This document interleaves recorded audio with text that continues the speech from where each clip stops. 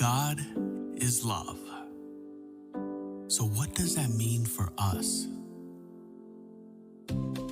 It means that every time we show love to those around us, we're reflecting who God is. When we're patient with our family and friends, when we're kind to a stranger, we reflect God's love. It's not about jealousy, but contentment. It's not about arrogance, but humility.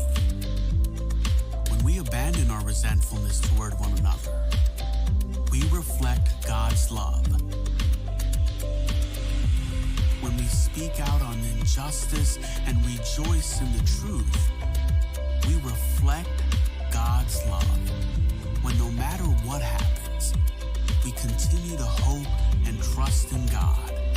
When we endure through the trials of every relationship and yet still hold tight to love, we are reflecting God to those around us, reflecting His always trusting, always hoping, never ending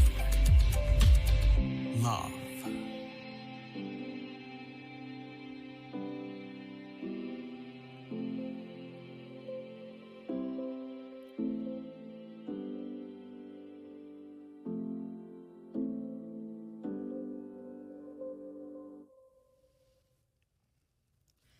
Part of becoming a pastor is doing an internship. When I was in seminary, I decided to choose the old model, which was a year-long full-time internship. And I used it as an opportunity to go someplace that would be really cool to live. And so I was always told you can do anything for a year, right? So might as well dream big. And I wanted to be in the Pacific Northwest. I wanted to kayak with whales. I wanted to go hiking in mountains. I wanted the beautiful scenery and to be able to travel up and down the West Coast. So I ended up getting placed in Arizona. I have family who live in Arizona, so I thought, well, it's not the worst place. At least I know people who are there. And it's warm all year round. And the place that I was told that I was going to be living, because they provide housing for you, had a pool. So I had dreams that I was going to, on my days off, lay by the pool and get a tan. And when I came back to Minnesota, everybody would be like, gosh, you are so glowy. But I hadn't heard from that pastor of that congregation for a while. And it was getting closer and closer, and most people had already had some sort of a plan with their congregations. And so Luther Seminary reached out to him, and he said that some things had happened in their congregation, and it wouldn't be right to bring in an intern to have to deal with it. So Luther told me that I could pick from any congregation that was left over, from them or any other seminary. So what I got to pick from was a 5-point parish in southern Texas in the middle of a field. That was it. Or I could go to Robezonia, Pennsylvania, which is about 50 miles outside of Philadelphia. So that's what I chose. It seemed like it was the best for me. And so before I left, my grandmother told me not to forget that we had Pennsylvania Dutch in our family history. And I said, oh, okay, Grandma. So as I was settling into Robezonia, it was very different. It was like stepping back into a different world. Not only did they use odd slang, like out in the lights when they wanted to turn off the lights, but with their Pennsylvania Dutch accent, I was known as a vicar there, but they called me Wicker. And it was like going to the 50s. Women were treated very different there. Oh, and they also hated outsiders, which I was. So if you weren't born in Berks County, which is where Robezonia was, you weren't from there and never will be. However, even with all of these warnings, the congregation was very warm and welcoming to me. I had no family there. I didn't know anybody on the East Coast. And this congregation invited me to dinners. They invited me out to coffee and over to their house for tea and for conversation and for games. They invited me into their homes on holidays with people who weren't part of our congregation, but I got to know their families. I had to rely on the hospitality of the people there to take care of me. And I think by the time that I had left, I had been to about 80% of the members' homes before I left after the full year. And they're the largest congregation in this area as well. And they took me all over the eastern side of the state. I lived very close to Amish country, and they took me to the Amish farms and took me to all the Amish markets, and they all invited me into their homes as well. And people took me to New York City. So I got to see so much. And I kept hearing over and over from the members that it seemed like I fit in so well that it didn't even seem like I was an outsider. And I always responded with, well, it's because of you and your hospitality that made me feel like I was welcome here. And this is very common in a lot of places. My first call was in Hibbing, which is up north. And one of the members of the church I was serving there told me that she isn't from Hibbing, even though she's lived there for over 60 years. She would say that people don't consider her a Hibbingite because she wasn't born there. And so she is not a local. So what does it mean then to welcome the outsider, to show hospitality to the stranger? Well, have you ever noticed that a lot of our conversations around hospitality are rather one-sided? That is, we tend to talk about our hospitable nature, our hospitality as a spiritual gift, our willingness to extend hospitality to somebody else, all the while patting ourselves on the back when we do so. But in our scripture reading today, we hear about this crazy radical hospitality in a foreign land. Sarah has died, and Abraham is trying to find a place to bury his wife. His grieving looks like scrambling around trying to purchase a plot of land so that he can bury the dead. And if you don't read on, you might think that he is vulnerable and the Hittites would easily be able to get anything out of him in this vulnerable state. Dire times call for drastic measures. But instead of taking advantage of Abraham, they give him some land to bury Sarah. They ask for absolutely nothing in return, and they see that this man, Abraham, needs somebody to walk alongside and show him grace and love and welcome.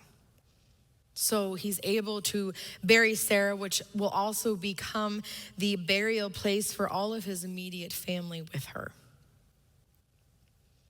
He was trying to rely on himself, relying on the generosity of others to sell him land. But he got so much more than that.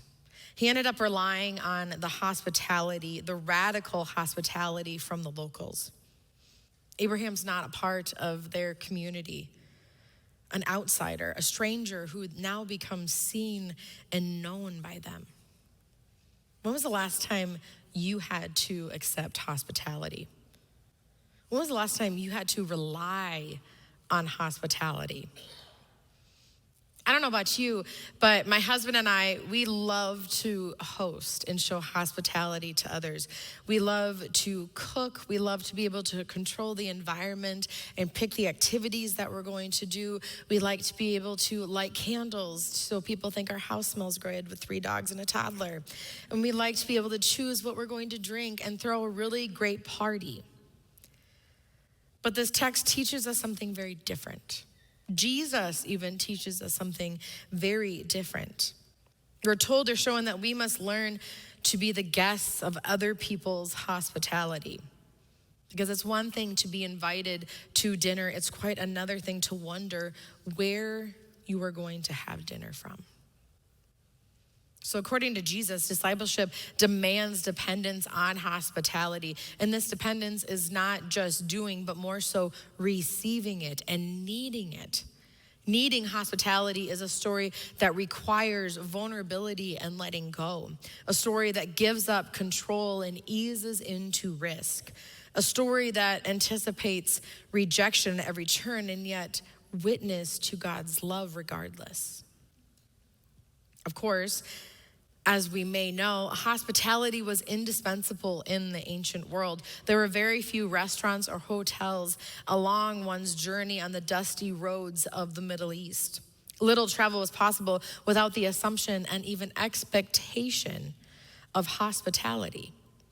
In fact, there would hardly be a mission to the Gentiles without counting on the hospitality of the absolute other. But we should not let thousands of years in the taming of the gospel to justify the claim that hospitality is any less essential now. When I think about what this text is calling us to do, what it's calling us to be, are we sharing that radical hospitality of God with others? The type of welcome and hospitality that we share when we invite people into our homes, that should be mimicked and practiced in our churches and our communities.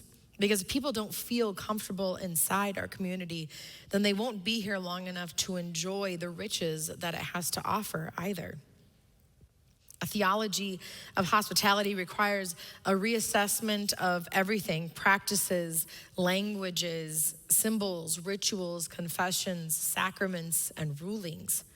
Because to experience the kind of hospitality that Jesus has in mind is to experience the love of God, so deep, so wide, and so huge. The love of God which shows mercy no matter what. The love of God which became flesh so that the doors of the divine heart might be flung wide open, open to all.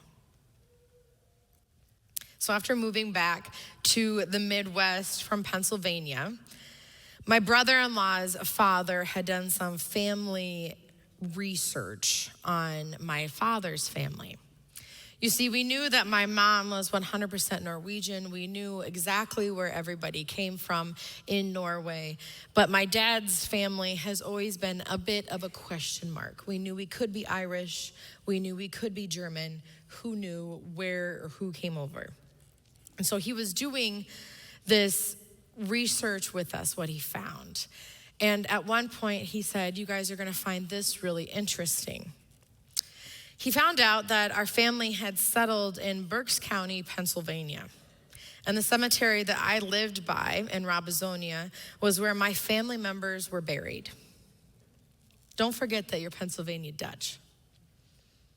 That's what it's like to receive radical hospitality from God, to be a stranger and to be welcomed, to always have a place, a gift of land that you can come to.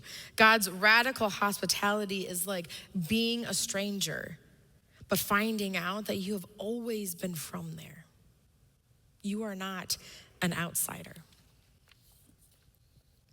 Now I want to share another story, one from our mission outpost of Jean-Pierre came to mission outpost, and his story resonates with our welcoming the stranger because it shows that hospitality is at the heart of what we do at mission outpost, where we serve others the way that we too would want to be served, where we welcome others the way we hope to be welcomed. So let's take a look. Hebrews 13:2 says, do not forget to welcome a stranger or to be hospitable, depends on the translation, for by so doing some have entertained angels without knowing it. Well, I grew up in South France, in the city of Avignon, not far from Marseille. When I grew up, we had a lot of influence from American culture. We bought a TV just to go see the Apollo landing on the moon. As 8-year-old, I was very impressed. And I say, someday I want to go to America. I like stone, and at 16 I started an apprenticeship as a stone carver. Did this apprenticeship in France for 10 years. I even worked in England for a year, where I learned English. Carnegie Mellon University, we had a project that they wanted to finish. So I worked for like 4 years. It took me that long to get my green card. I decided to start my own business, and I've been doing fireplace mantel for the higher-end residential, statue, restoration of all the buildings and church here in the Twin City. As the year go by, you know, your body wear out. I had to get a knee replacement on both of my knee.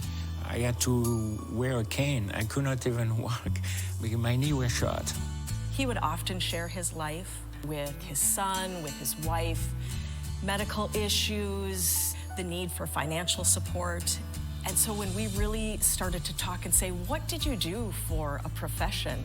And he showed us his website, we were blown away. Being the only breadwinner in my family, as an artisan, there is no unemployment really, there is no resources. And that's where Mission Outpost was a lifeboat. Hospitality is at the heart of what happens at Mission Outpost, because if we were to put ourselves in the shoes of the guest, it's what we would want. And our guests come from such diverse backgrounds and life experiences. The last time that I was willing to ask for help, what a vulnerable place that is to be. So we try to keep in mind that feeling when guests walk through the door. I always wanted to be independent and self-sufficient. Mission Outpost was really helpful for us at that point. It's directly coming from I believe, faith, God faith, and God example. We've cheapened the word hospitality in American culture to be deduced to either like the hospitality industry or hosting people over a great dinner. But in the Greek word in that verse in Scripture, hospitality is translated to love a stranger. I'm very, very thankful and very grateful to have been able to do that. We would have not making it. I mean, we would have been bankrupt. I don't know. So we have to be open to welcoming, to greeting, to making a stranger feel safe and a welcome part of our community. With the help of this monthly grocery bill, we will make it eventually. We will make it. Like my profession as a master to an apprentice. You give, you learn from a master, and then you have to pass the knowledge along. But that's a goal, to someday be able to do the giving back.